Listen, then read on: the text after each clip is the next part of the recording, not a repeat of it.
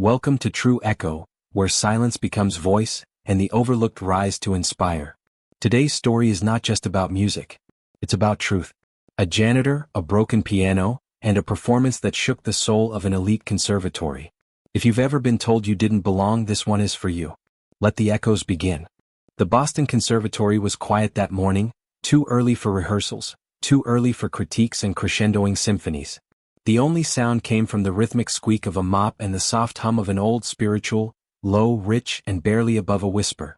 Naomi Walker moved through the East Hall like a ghost, invisible but ever-present. Her gray janitor's uniform hung loosely on her thin frame, its industrial fabric stiff and unforgiving. In one hand a spray bottle, in the other a cloth. Neither betrayed her history. Neither revealed what lived beneath the silence she carried every day. She paused at the side of the grand Steinway Model D, the conservatory's crown jewel, and stared at its gleaming black surface. Her reflection stared back, tired eyes, lips pressed in thought, a hint of sadness folded into the corners of her face. She had dusted this piano every week for 11 years. She had never played a note. Today something felt different. She reached out, fingertips hovering just above the keys, just close enough to remember what it felt like to press ivory and be heard. But before she could go any further, a voice sliced through the stillness. Well, the cleaning lady thinks she's a pianist now. Naomi pulled her hand back quickly and turned toward the voice. Blake Arliston leaned against the doorway, arms crossed, a mocking smirk painted across his face. Dressed in a navy blazer with silver cufflinks, he looked every bit the privileged son of a Wall Street magnate. His voice dripped with amusement, the kind meant to sting. I hope you wiped those keys properly. Wouldn't want your greasy fingerprints ruining a six-figure instrument. Naomi didn't flinch. She'd learned long ago not to give them the satisfaction. She resumed wiping the bench as if nothing had happened. Blake stepped forward, his shoes clicking like accusations on the marble floor. You know, he said, leaning in, my father once told me a Steinway can distinguish a real pianist by the way it breathes under pressure. I bet you can't even tell the difference between that and a second-hand Yamaha, can you? Naomi kept her gaze on the bench, but something in her chest tightened. Not just anger, not even shame. It was something older. Familiar. The sting of being told she didn't belong, not because of her ability, but because of her background. Because of how she looked. Because of where she came from. Blake chuckled when she didn't answer. Try it out, he said suddenly, gesturing toward an old upright piano shoved into the far corner of the room, the kind used for warming up or discarded practice sessions. Its legs were chipped, the keys yellowed. Go ahead. If you really think you belong here, play something. Impress me. He turned to leave, tossing his final insult over his shoulder. I'll be back in 5. Let's see if you can entertain me before your next mop break. The door clicked shut behind him. Naomi stood frozen for a long moment. She looked at the upright piano in the corner. She hadn't played in years. Not since Savannah. Not since her mother's illness. Not since Curtis. His voice rose in her memory like a tremor. You've got music in your blood, kid. Some people play notes. You play stories. Naomi walked slowly across the room. Her hands trembled as she sat on the creaky bench. She stared at the keys. Then she played. The first note was soft, cracked by time and neglect. The second deeper. Raw. The third began to stretch, weaving into the fourth like breath meeting bone. And suddenly the music came alive, not from memory, not from technique, but from pain. From silence. From every insult she had swallowed. From every missed opportunity. From every night she stood in the shadows while others chased dreams she once dared to believe were hers too. She played Curtis's favorite, a jazz-blues hybrid no one else had ever written down. She followed it with something her mother used to hum between cigarette breaks and dishwashing shifts. Then she poured her own rhythm into the room, one that wasn't polished or rehearsed, but real, like a wound that learned how to sing. By the time Blake returned, she didn't hear him. She didn't see him. She was somewhere else. Somewhere far beyond his condescension. He froze in the doorway. The laughter he'd prepared never reached his lips. The old piano, broken, untuned, and forgotten, was now alive under Naomi's fingers, humming with truth. Her truth. And it filled the hall like thunder after a drought. Behind him, Jordan Ellis, the overnight security guard, had stopped during his patrol and stood silently watching. He didn't speak. He didn't move. When Naomi finally stopped playing, the silence that followed felt holy. She slowly turned. Blake was gone. Jordan was still there. That was, he said, but then stopped himself. He looked at her, really looked at her, as if seeing a person he'd passed 1,000 times and never once noticed. You should be on that stage. Naomi stood quickly, suddenly embarrassed, brushing dust off her uniform. I shouldn't have. Yes, he said, interrupting. You should have. And then he reached into his coat pocket and pulled out a crumpled paper. The Whitmore Invitational is this week, he said. There's a wild card slot. No credentials required. Just talent. Naomi blinked at the form in his hand. Her pulse quickened. I can't, she said. I don't have training. No degree. No polished shoes. I clean toilets. Jordan smiled. Good, he said. Then you have nothing left to prove. He placed the form on the old piano and walked away, leaving Naomi alone again, not with silence this time but with possibility. And for the first time in 11 years, Naomi didn't clean. She stayed, and stared at the piano, and listened to her own heart. Naomi didn't sleep that night. The form Jordan had left sat on her tiny kitchen table, pinned beneath a chipped ceramic mug as if the weight of her disbelief might send it flying into some safer reality. She had read it over and over, every line, every instruction, every bolded sentence. Wild card entry. No formal education required. Talent only. She knew what they meant by wild card. It was a mercy seat, a token slot for diversity, the one thrown in to give the appearance of inclusivity. But for Naomi it was more than a slot. It was the sound of a door unlatching, the barest crack of light through a long-sealed window. She picked up a pen. Her hand hovered over the first line. Name, Naomi Walker. That part was easy. She had lived with that name for over 40 years, worn it like an old coat, sometimes heavy, sometimes invisible, but always hers. Musical background. She paused. Her past played like a slow reel in her mind. Savannah, her mother's jazz bar, Curtis's wrinkled smile, the piano in the corner that held her childhood like a lullaby. She thought of the faded keyboard she drew on cardboard after her mother died. The silent music lessons she gave herself while scrubbing tile floors. The nights she practiced finger positions while folding laundry. Naomi scribbled slowly. Self-taught. Raised by jazz, pain, and memory. The final line made her hesitate. Piece to be performed. There was no title. Her music had never needed one. She simply wrote. Original composition in C minor, untitled. When the form was complete, Naomi folded it with trembling fingers and slipped it into an envelope. She placed it beside her keyring, just between the building's janitorial pass and her grocery discount card, and sat back in the quiet. That silence didn't mock her tonight. It held her. She walked to her upright piano, a second-hand rescue from a thrift store with 3 dead keys and 1 chipped pedal, and placed her hands on the keys. She didn't play. She just rested there, feeling. The next morning, Naomi arrived at the conservatory earlier than usual. She didn't take her usual route to the maintenance wing. Instead, she walked slowly toward the administrative lobby where audition registrations were being held. The hallway buzzed with anticipation. Young musicians in pressed suits and flowing dresses milled about, clutching leather binders and sipping overpriced coffees. A boy no older than 17 sat near the entrance, practicing scales on a foldable keyboard plugged into his tablet. Naomi felt her uniform tighten around her like a spotlight. Eyes flicked toward her, then away, like watching something they couldn't quite classify. Some assumed she was lost. Others didn't see her at all. She approached the table where a sharp-faced woman with a tight bun and a laminated badge sat checking in participants. Name? The woman asked without looking up. Naomi slid the envelope forward. The woman opened it, read the form, and paused. For a beat too long. You're entering? She said, her tone balancing between professionalism and disbelief. Naomi nodded. Yes. The woman's lips parted slightly, but she didn't argue. She simply added Naomi's name to the bottom of a long list. You'll be the last audition of the day, she said. Wild card entries go at the end. Naomi didn't mind. She preferred to be last.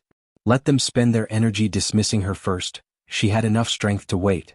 She stepped aside, her registration receipt clutched in her palm. As she found a seat in the back of the waiting area, a low hum of whispers rose.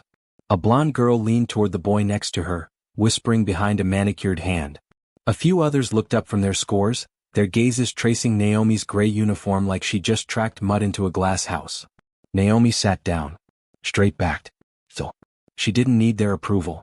She had already been through worse. And then he entered. Preston Mitchell. The name itself carried its own spotlight.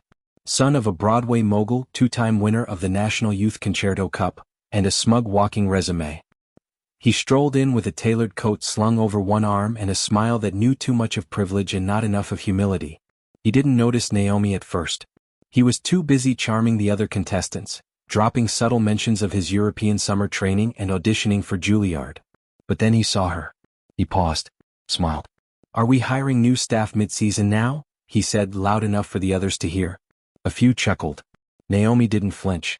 Preston walked closer, pulled up a chair directly across from her, and leaned forward as if inspecting something under a microscope.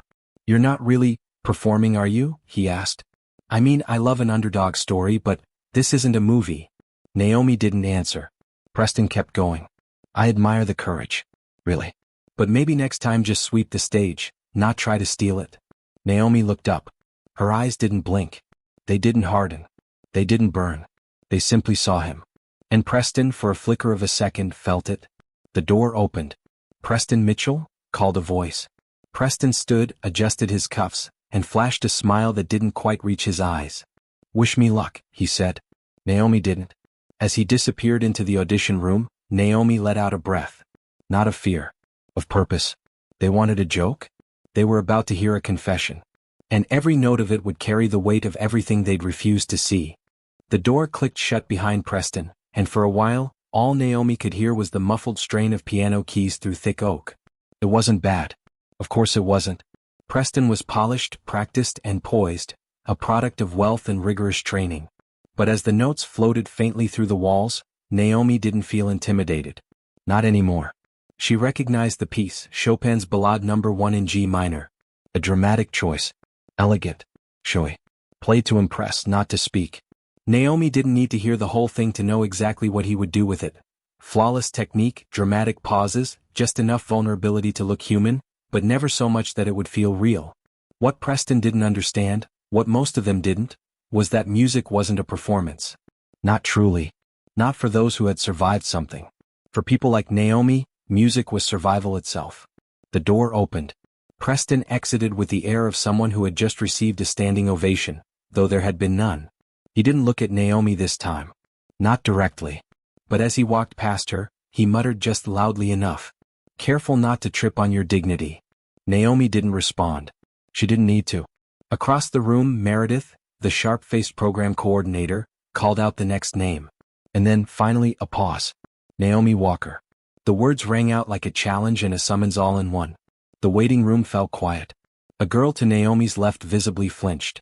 A few others turned their heads. One boy looked up from his score sheet in disbelief. Naomi stood slowly. Not with fear. With weight. Every step toward the audition room felt heavier than the one before. Her shoes, once meant only to grip wet tile, now clicked against the polished floor like they belonged to someone else entirely. As she crossed the threshold, the heat of 100 doubts pressed in. But she kept walking. Inside the room was grand. Vaulted ceilings, gold leaf trim, and light filtering in through tall windows. At the center sat the Steinway Model D, the same piano she had cleaned for years. The same piano she had never touched until yesterday. 3 judges sat behind a long table. Their eyes scanned her like a form without a name. In the center sat Celeste Hanover, the conservatory's most feared and revered voice. Elegant. Unshakable. Her silver hair tied in a perfect twist, her cream blazer as sharp as the judgment in her eyes. "You're Naomi Walker?" Celeste asked, her tone clipped and neutral. "Yes," Naomi replied. "According to your form, you're self-taught. And this is an original piece." Naomi nodded. Celeste raised an eyebrow. "You work at the conservatory?" "I do," Naomi said. "Cleaning department." This time one of the other judges shifted. The third, a younger woman, perhaps mid-30s, with soft eyes and a pencil paused mid-page, leaned forward slightly. Celeste didn't react at first. She simply folded her hands together and tilted her head ever so slightly. "Well," she said, "we encourage artistic exploration. But the Steinway is reserved for competition finalists and approved performers. I'm afraid we'll have to ask you to use the auxiliary piano." Naomi turned her head slowly.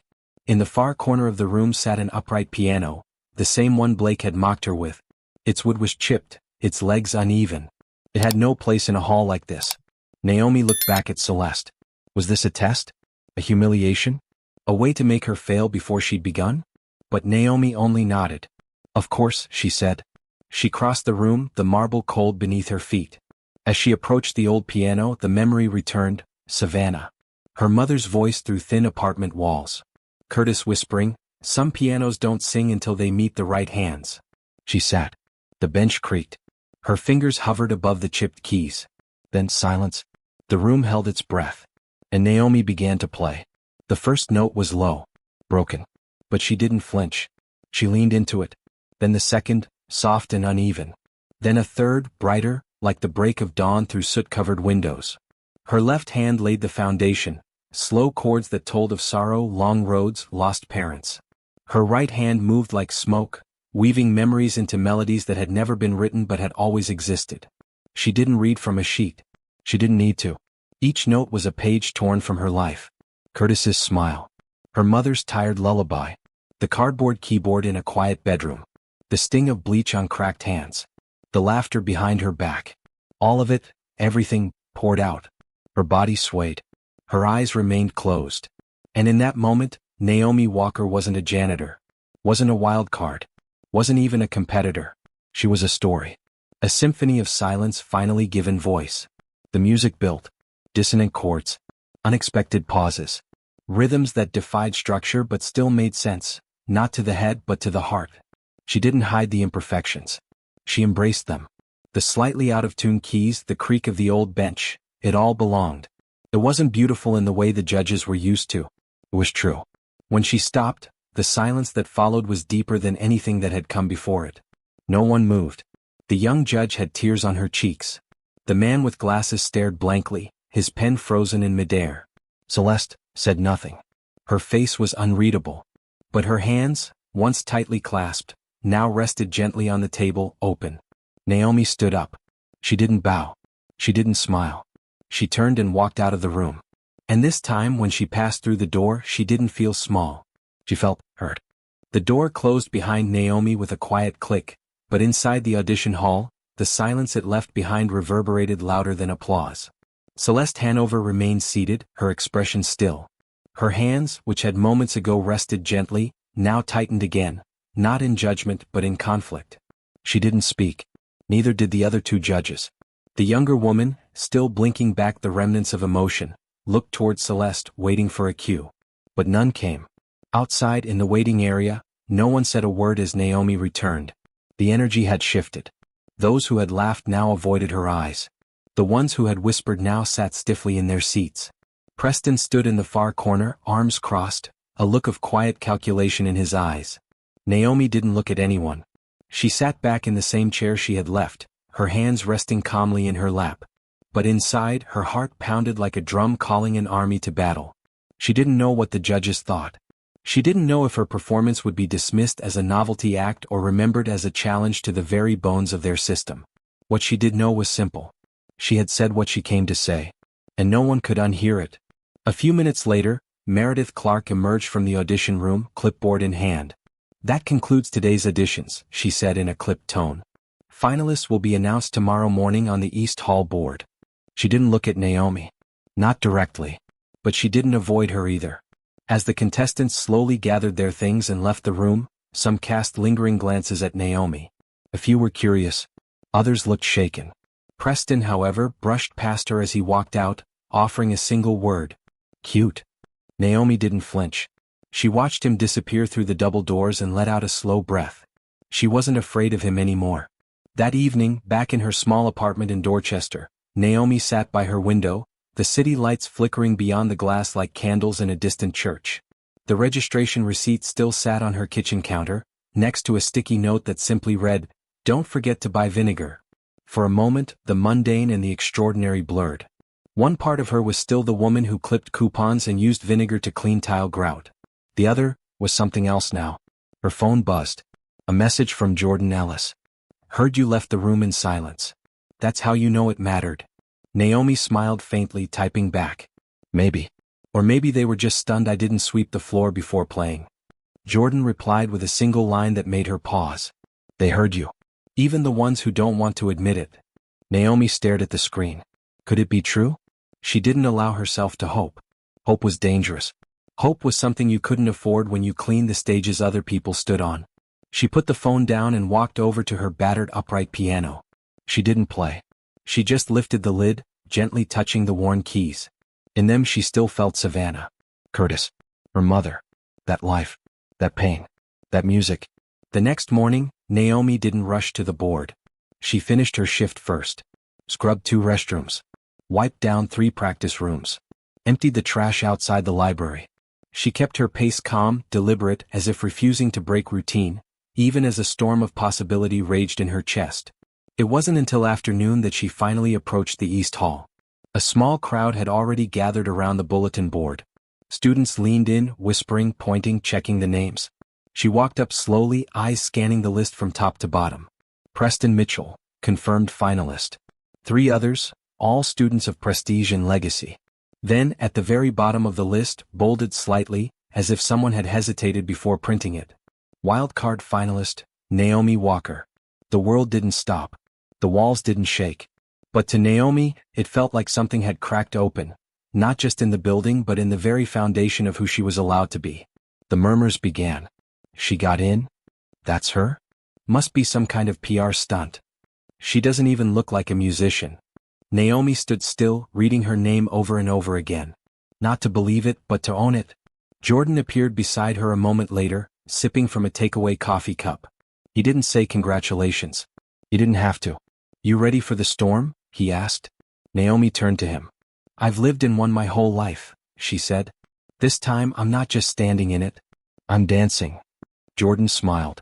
There's a seat at the front of the auditorium with your name on it, he said. And for what it's worth? Celeste Hanover didn't speak for a full 3 minutes after you played. I think you might have cracked her armor. Naomi didn't answer. But deep down she knew. That wasn't the end of it. Celeste wasn't done. The finals were coming. And the real battle had yet to begin. Naomi arrived at the conservatory early on the day of the finals, not as a cleaner but as a performer. Still, she wore the simplest black dress she owned, one that hadn't seen the light since her aunt's funeral, with a second-hand wool coat buttoned up to her collarbone. She had pulled her hair back tightly, not for elegance but to keep it out of her face. Every part of her presentation whispered restraint, but beneath that surface, her soul vibrated with defiant music. Backstage, the air was thick with tension and perfume. The other finalists moved like they'd been born under stage lights. Their voices hushed, polished, almost bored. They tuned instruments, adjusted cuffs, murmured through rehearsed breathing routines. Naomi didn't carry sheet music. She didn't have a coach whispering last-minute instructions. She stood alone, a single page of scribbled notes tucked inside her coat pocket. From behind the curtain, the muffled voice of the host rang out, introducing the first performer. Each name drew claps, polite and measured. Preston Mitchell's would come last, right before hers. Of course. As Naomi waited, she felt the old, familiar fear crawl up her spine. Not stage fright. Not doubt. But the ancient dread of being dismissed before she even began. She pressed her back against the wall and closed her eyes. The voice of her mother came like a breeze through an open window. Baby, you're not made to fit their frame. You're made to break it. You hear me? You sing what they've buried. Naomi inhaled slowly and opened her eyes. Across the backstage corridor, Celeste Hanover emerged from the judge's chamber, her presence cutting through the air like a conductor's baton. She wore ivory today, a color that made her seem untouchable, luminous in a brittle kind of way. Their eyes met. Naomi braced herself. Celeste approached, arms crossed over a tablet she didn't glance at. You're improvising again today? She asked without ceremony. Naomi nodded once. Yes. Celeste's eyes narrowed. That's not a strength, Ms. Walker. It's a risk. And one I don't think this stage was built to tolerate. Naomi didn't move. Maybe the stage wasn't built right. Celeste tilted her head, almost impressed. Tell me, are you trying to make a statement or just looking for a reason to fail on your own terms?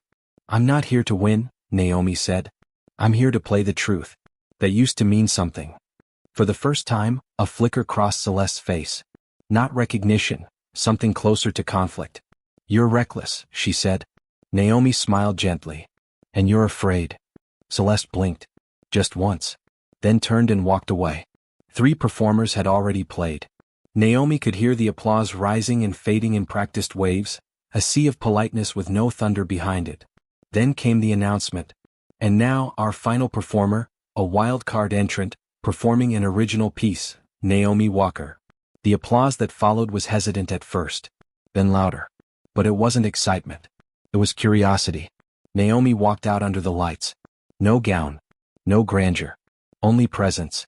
She crossed the stage toward the Steinway Model D, the one she had cleaned for a decade and never touched until now. As she sat, she noticed something. Her reflection in the polished black surface of the piano lid. She looked still. Not small. Not overwhelmed. Just still. She placed her hands on the keys. She did not begin with a flourish. No grand chords or dazzling arpeggios. She began with a single note. Full. Suspended. Heavy with intention. The hall held its breath. Her left hand built a slow rhythm, a heartbeat struggling to stabilize. Her right hand layered in slivers of melody, drawn from memory, not instruction. It was a conversation between who she'd been and who she dared to become. Then she shifted. A gospel tone slid beneath a jazz-inspired bridge. A stretch of silence followed, deliberate, haunting, like the pause between sobs. When she resumed, her chords became more aggressive. Minor keys bled into unresolved transitions. She let her fingers stumble, then recover, stumble again, like someone learning how to walk after being told their legs weren't meant for movement. The music told it all. Curtis in the corner of the bar, nodding as she found her first rhythm. Her mother coughing behind a curtain. The sound of bleach hitting linoleum. The stifling silence of being ignored in a hallway filled with noise. The piece grew louder, more complex, layers folding over each other until the melody swelled into something chaotic, untamed, yet achingly coherent. And then she did the unthinkable. She stopped. Mid-measure. Total silence. The audience froze. Naomi raised her left hand, hovered it above the final note, then let it fall. The chord rang out like a door being slammed shut. And held. And held. And faded. When it ended, Naomi didn't bow. She didn't smile. She simply stood, let the silence fill in the meaning, and stepped back from the piano. The applause didn't come immediately. It had to build, like a realization slowly spreading. Then someone rose to their feet. Then another. And another. Thunder erupted from the audience. Not polite applause, a roar. Not just for the music but for the story buried inside it. A truth too long silenced. Naomi's eyes swept the front row. Celeste Hanover stood slowly. She didn't clap. She simply looked at Naomi, this time without critique, without armor. Just a long, quiet gaze that said, "I heard you." And perhaps for the first time in her life, Celeste didn't have anything to add. Because nothing more needed to be said. The applause trailed off not with sudden silence, but like a tide gently retreating from the shore, still echoing in the bones of those who had stood to honor a woman they'd never noticed before. Naomi stepped off the stage without looking back. She didn't need to. She already knew. Backstage, the other finalists lingered in a strained quiet. Some fiddled with sheet music that no longer felt as impressive. Others kept their eyes down, unsure if what they just witnessed was brilliance or an earthquake. Naomi passed them without a word, and none dared to stop her. But someone did follow. Preston Mitchell. He caught up to her just outside the side corridor, his polished shoes clicking in stark contrast to her quiet steps. "You didn't win," he said, voice low and stiff. Naomi turned her head slightly. "Didn't I?" Preston hesitated. There was something different in his eyes, no longer the sharp gleam of superiority but something cloudier. Confused. Maybe even humbled. "You made them feel something," he muttered like it pained him to admit. "But this isn't a TED Talk. This is classical music." Naomi faced him fully. "I didn't come here to be classical," she said. "I came here to be honest." Preston opened his mouth, then shut it again. He had no answer. Not for that. The official announcement of the results came an hour later, pinned in real time to the digital screen outside the auditorium lobby. A crowd had already gathered, waiting for names to appear in bold white letters. Naomi didn't join them. She waited in the same small side corridor where she had stood with Jordan 2 days before. Now he appeared once again like a quiet shadow at her shoulder. "They're about to post it," he said. Naomi nodded. "Do you want to know?" She paused, then answered softly. "I already do." Jordan smiled. "I think they finally stopped hearing your silence." A few moments later, his phone buzzed. He glanced at the screen, then looked up slowly. "You're not just a finalist anymore," he said. "You won." Naomi blinked. She didn't speak. Jordan stepped forward, placed his hand gently on her shoulder. "You're the winner of the Whitmore Invitational." It didn't feel like a movie moment. No swelling music. No running into the arms of a loved one. Just a quiet breath, as if her lungs had finally remembered how to fill without resistance. Naomi looked down at her hands. The same hands that had scrubbed vomit off dorm tiles. The same hands that had carried her mother's tray. That had drawn invisible piano keys on the backs of newspapers. Now those hands had made the world listen. That night the headlines began to roll in. Janitor shocks conservatory with unforgettable performance. Wildcard winner redefines the Whitmore legacy. Naomi Walker, from silence to symphony. The video of her performance, captured by an anonymous student on a grainy phone, went viral before midnight. Within 24 hours, over 1 million views. Music blogs, cultural critics, and even late-night hosts began mentioning her name. Naomi Walker. But Naomi didn't watch the video. She stayed in her apartment that night, sitting at her old upright piano with the sticky G #key, her coat still on, hands resting gently on the familiar worn wood. She didn't play. Not yet. Instead, she opened the envelope that had been handed to her after the ceremony. A simple white sheet with gold-lettered edges. Congratulations, Naomi Walker. You are the 2025 Whitmore Invitational Grand Laureate. Below that, another line. You are invited to join the conservatory as artist-in-residence and guest instructor for composition and personal expression. She stared at the words. For years she'd only entered through the back door. Now they were asking her to walk in through the front. 3 days later, Naomi returned to the conservatory. Not with a mop. Not in a uniform. But as faculty. Her badge read. Naomi Walker, artist-in-residence. She passed students in the hall who now looked at her with wide, uncertain eyes. Not because she demanded it, but because something had shifted. She was no longer invisible. Her first class had 30 students enrolled, twice the normal size. Some were prodigies. Others wanderers. All of them curious, nervous. She didn't start with a lecture. She started with a question. Who here has ever been told they don't belong in a place they love? Almost every hand went up. Naomi smiled. Good, she said. Then you're exactly where you're supposed to be.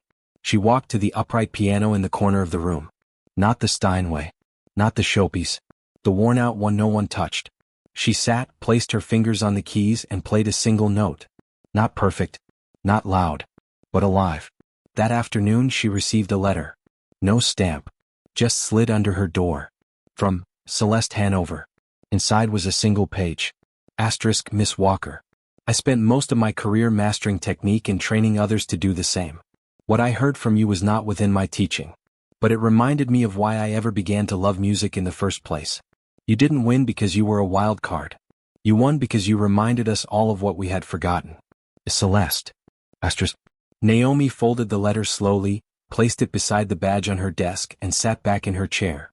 No music played. No crowd cheered. Just her. Breathing. Alive. 1 year later, the Whitmore Invitational looked different. The posters that once featured only polished portraits of perfect prodigies now included a wide mosaic of faces. Some young, some old, some wearing tuxedos, some wearing t-shirts. The name Naomi Walker was printed at the very top of the program in bold, graceful lettering. Opening guest performance, Bright Window, composed and performed by Naomi Walker. The piece was new. She had written it just weeks before, not from a studio or a concert hall, but from the kitchen table of a community center in East Harlem, where she had been mentoring students from underserved neighborhoods. One girl in particular, Annalise, had brought her a page of carefully drawn notes, crooked, naive, and beautiful. It had been the spark. That day, as Naomi stepped onto the stage again, no longer as a wild card, no longer as a janitor, but as an icon of truth, she carried no sheet music. She didn't wear sequins or diamonds. Just a navy dress, her mother's old bracelet around her wrist, and a calmness in her bones that only comes when someone has lived every note they are about to play. She looked out at the packed auditorium. This time she wasn't afraid of being seen. She expected it. In the front row sat Jordan Ellis, arms crossed, eyes steady. Beside him, the new head of community outreach, a position Naomi herself had helped create, held a recording device, documenting the moment. And beside them all sat Celeste Hanover. No longer seated like a queen on a throne, but with a notebook open on her lap, pen poised, her eyes soft, watching like a student again. Naomi turned to the Steinway and took her place. Her hands hovered above the keys, no longer trembling. Then she played. Bright Window began with a soft glimmer, like the first hint of sunrise filtering through dusty blinds. The melody was tender, built on simple phrases repeated in slightly different ways, like a child asking the same question over and over, learning the shape of the world. As she moved into the second movement, the chords grew heavier, bluesy, soulful, grounded in weight. It told a story of doors closed, of kitchens scrubbed clean for others, of dreams deferred and almost lost. But it never collapsed. It carried within it the strength of survival. Then came the third act. The left hand danced with gospel rhythms. The right flew like a bird unchained. The music no longer asked to be accepted. It soared. And when Naomi reached the final measure, she didn't resolve the final chord. She left it open, unfinished, not because she didn't know how to end it, but because some dreams are still being written. She lifted her hands slowly. The final note rang out like a breath held too long, finally released. Silence. And then thunder. Not polite applause. A standing ovation. Wild. Chaotic. Beautiful. People cried openly. People clapped until their palms hurt. And Celeste Hanover, stood first. In the days that followed, the performance was broadcast across every platform. Critics who once scoffed now called Naomi the most important voice in American composition in a generation. Her TEDx talk, From Custodian to Composer, surpassed 2 million views in under 72 hours. But Naomi still rode the bus home to Dorchester. She still lived in her old apartment. She still practiced on her upright piano with the sticky G #key. Because she knew the world loved its symbols, and she refused to become just a story stripped of its truth. She stayed grounded, not for modesty but for clarity. And every time a new student came into her class at the conservatory, eyes filled with doubt, fingers calloused from non-traditional paths, Naomi would smile and say, "You don't need permission to be real. You just need the courage to make a sound no one expects." On the anniversary of her Whitmore victory, Naomi received a package with no return address. Inside, a single object. A polished golden key. Attached to it, a note. This was for the faculty suite upstairs. But we both know doors don't define you anymore. See.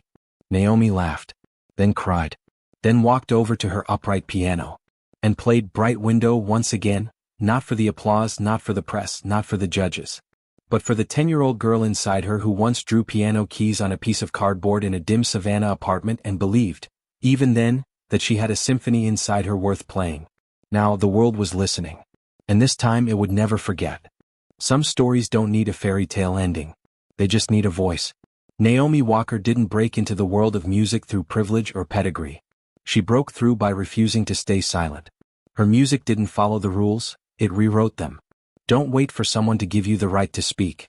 Play, even if the world isn't ready to listen. If Naomi's journey moved you, subscribe to True Echo for more powerful stories that rise from the silence. Leave a comment sharing your own unheard story, and share this video with someone who needs to know that their voice matters. Because one note, one real, honest note, can change everything.